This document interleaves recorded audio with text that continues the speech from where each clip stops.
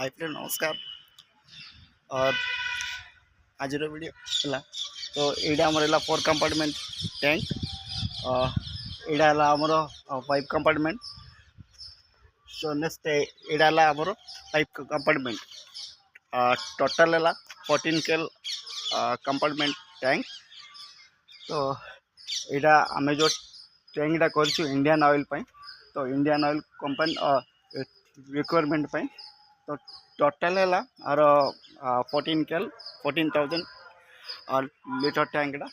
तो are operate average सब काम कंप्लीट हो जाए। बस यहाँ रहा आर मैनुअल।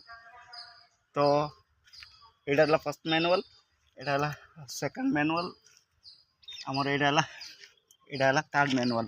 बस ये 3टा मैनुअल वेल्डिंग अच्छी। वेल्डिंग सरला तो यहाँ चासी आसो, चासी आसला उठा जाए। देखते क्लियर। Okay friends.